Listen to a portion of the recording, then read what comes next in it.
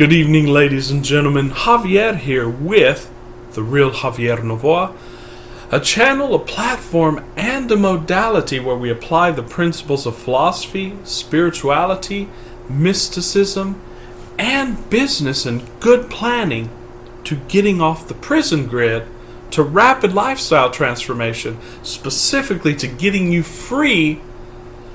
And we've been saying from a job and a boss, and that's true, but it may not be true for some people who really have a passion for what they're doing and indeed for the hierarchy which they're under. So we've also got to make this a little bit more broad, a little bit more universal. And so what we could say is, it's getting you free from anything that you believe is impeding you from living your best life, from basically doing everything that you came here to do and going all out. It's anything that blocks you from your passion, ladies and gentlemen. And passion is a topic that I've been contemplating. And it's like what I wanted to just discuss in a little discussion of disparate contemplations in this video. For the past few days, I've been taking sort of like a semi-retreat. I've been watching some of the old spiritual greats, people like Abraham Hicks, people like Bashar, and I rewatched an amazing series by the great Bashar, where he was talking about The Secret. And if you remember, The Secret came out, I think it was about 20 years ago. And it was basically a book and a documentary by the great Rhonda Byrne, who basically distilled the basic principles of New Thought, the basic principles of the philosophy of manifestation, and basically got it to a wider audience and basically popularized it. Although, no, she didn't touch every issue of the topic. No one could do that, ladies and gentlemen, because manifestation and the law of attraction and law of assumption, as human studies, is an ocean. No one could even scrape the surface of it. We all have to just take little pieces of it. But people complain against her that, she didn't tell the whole enchilada and so on and so forth. But she did. Of course, you have to approach it with understanding, and you have to read between the lines, and you have to bring your whole knowledge base to bear. Not only try to look at it intellectually, and you will get what you need out of it. Of course, we've advanced a lot since then. We have a lot of teachers who have nuanced it. Even on YouTube, we have a lot of coaches who present it in a way that's immediately relevant to you and to your lives. But The Secret is a classic. It's something that I've watched even before I knew about Abraham Hicks, even before I really knew about law of attraction, law of assumption. I remember I did see What the Bleep Do We Know, or parts of it, but I was in high school at that time. So it was seminal. And of course I had moved away on, I deepened spiritually and so on and so forth since then. But respect to that film. Now Bashar, who by all accounts is an incredible spiritual teacher, ladies and gentlemen, whatever you believe about the channeling. You know, Abraham Hicks and Bashar, part of their backstory is that they channel from certain entities. And in the non-dual world where everything is true, that certainly is true on its certain film role. But whether you believe that or not, you don't have to believe that. And for many years, I didn't even think about it. I still don't really think about it. It doesn't matter to me whether Bashar, who speaks through Daryl Anka, is channeling some entity. It doesn't concern me whether Abraham Hicks is speaking for some entity. What concerns me is that these individuals are they're inspired without a doubt, because I've never, for example, Abraham Hicks, I've seen her many times. I've seen Esther Hicks many times live, and I was in the hot seat also one time, and I've never seen her get tripped up, not once. I've never seen her say or any question that I've asked her. It's never seemed like that she was just improvising on the spot. And if she was, more power to her. She's a very intelligent, fast on her feet lady. Bashar also, ladies and gentlemen, and I know for a fact these questions are not pre-screened or pre-planned because I asked one, no one talked to me before. Bashar, when they asked him, I was watching one video, it's a more recent video on Gaia, the television network, and it's on the internet. I'd recommend, if you don't watch Gaia, watch it because they have great documentaries, just great. It's a great channel to watch. Alternative currents of thought and so on and so forth. But they asked him something about what's your definition of metaphysics, and he gave a very simple definition. It's physics without the math, he said. I'd never read that anywhere, but that is, if you think about it, that's just the best definition for metaphysics that I've ever heard. And they said, no, give me a more complicated definition. And he said something just very profound to the effect that you realize that external reality is simply a model of your eternal reality, and therefore you manipulate the internal reality to change the external reality, something like that, but with just amazing and incredible words on the spot, ladies and gentlemen. So whatever is happening with these people, they are giving great wisdom, and I've tested and applied the principles that they've taught in my life, and they have, never failed. They've just given me growth after growth after growth. So my hat's off and respect to the great Bashar, to the great Abraham Hicks. But I was watching Bashar and I was just meditating on it.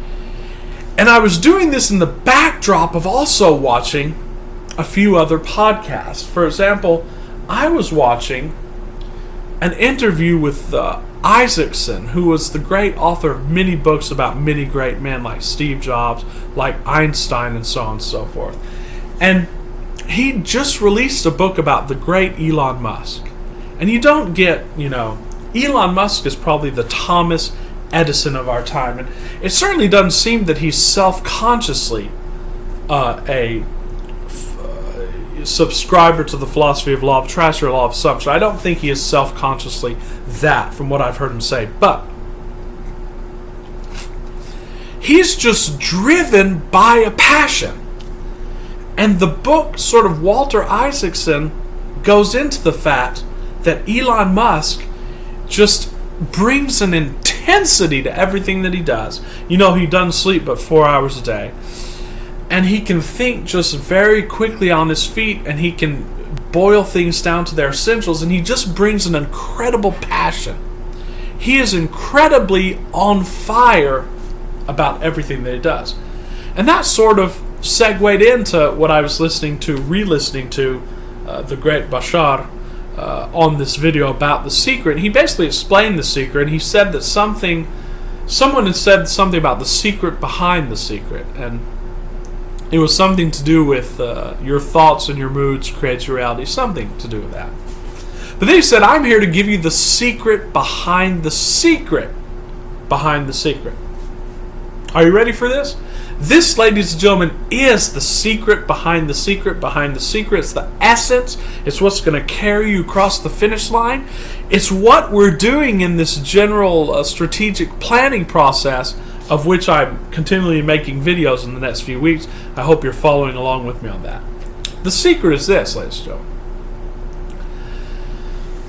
Be passionate about being passionate.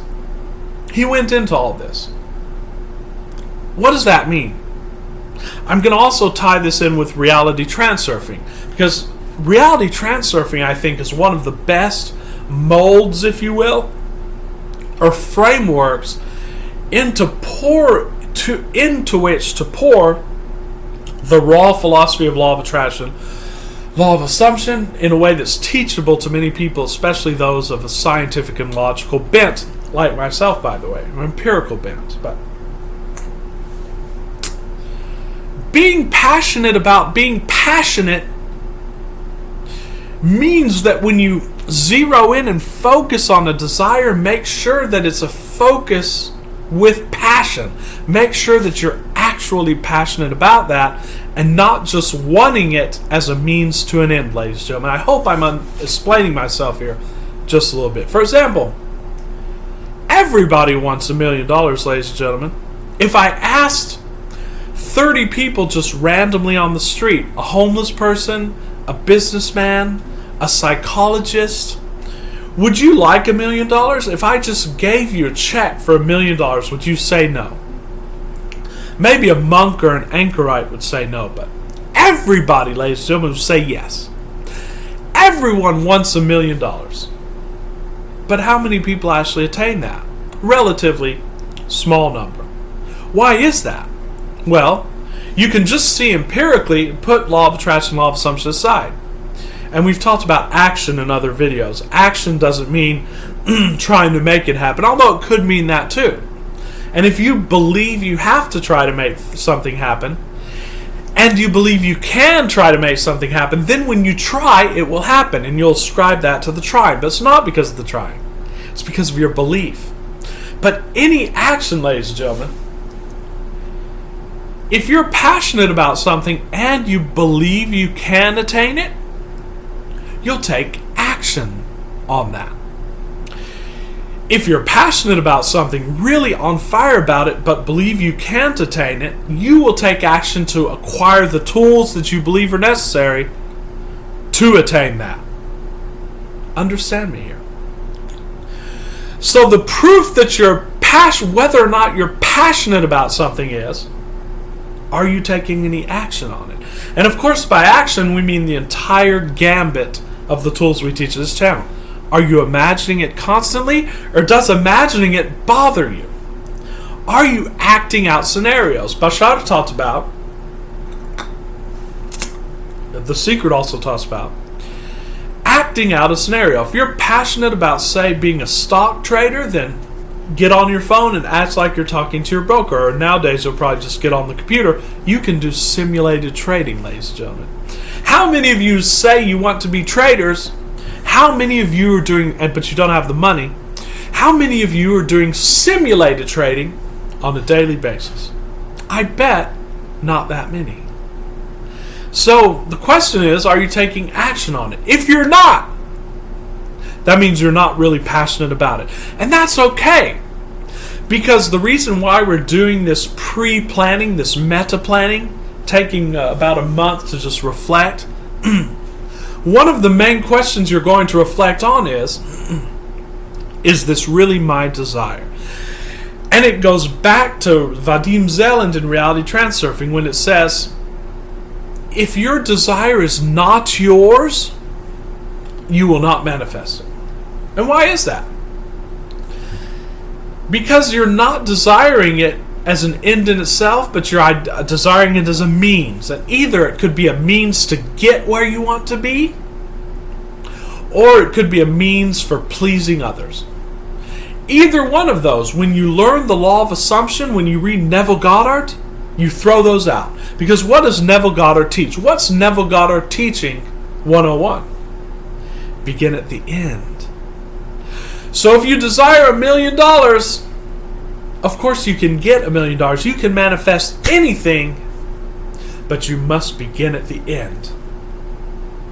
That's why in Reality Transurfing it says, don't focus on the money, because the money's already vibrationally screwed up in your system by all of the hang-ups that we have. Alan Watts calls them mental hang-ups, spiritual hang-ups, worthiness hang-ups about money.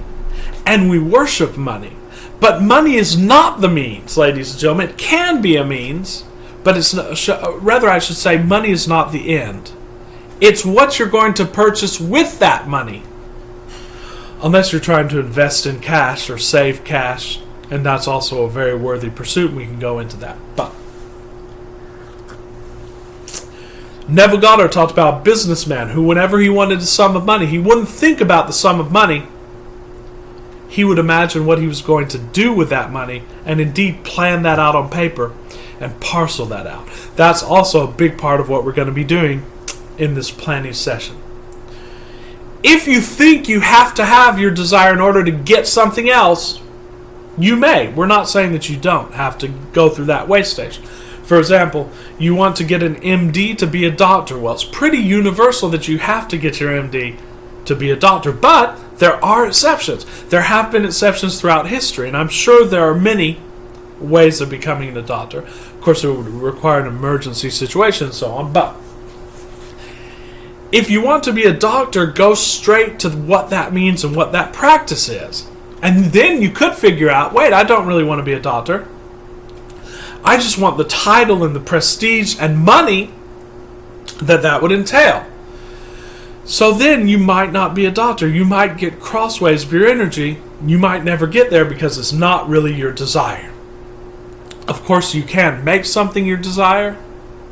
And we can also teach that, but it's a longer process than it should be. What's the point of all this, ladies and gentlemen? Why did I go off onto this crazy, seemingly rabbit trail? Well,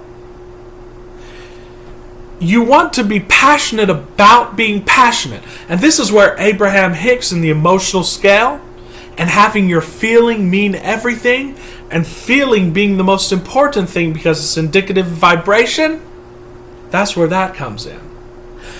We've made videos saying it doesn't matter how you feel, and it doesn't matter how you feel. That's because the whole point of going into the emotional scale and the vibrational scale is not so that you can blame yourself and say, I'm feeling low on the emotional scale, so I'm not going to get what I want. No.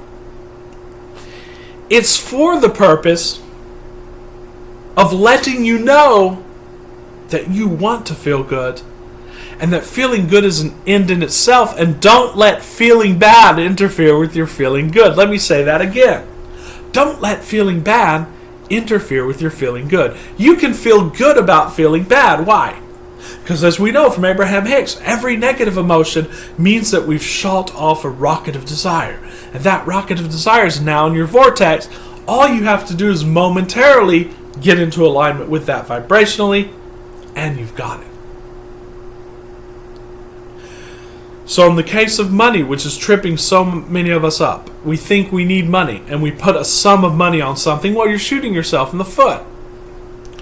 And as Peter Sage said, the great entrepreneur Peter Sage, who understands this stuff, I was watching an interview with the great Peter Sage as well, and I was contemplating this in relation to the Walter Isaacson interview, in relation to the Bashar video.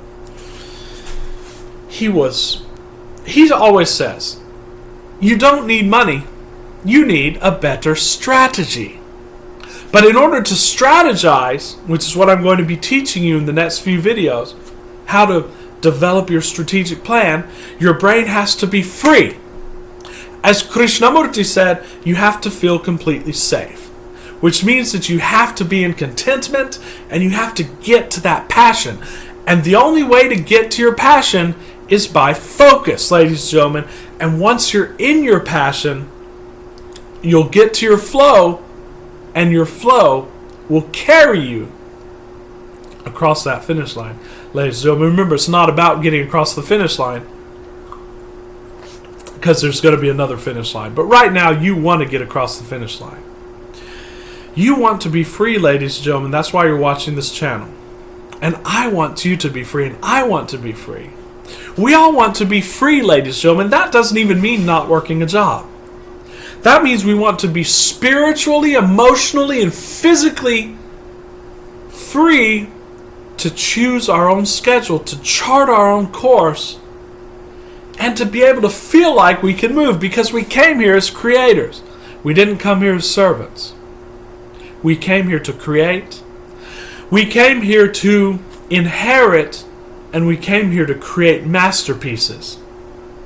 By using our focus and by taking joyful, inspired action, we came to create beauty, ladies and gentlemen.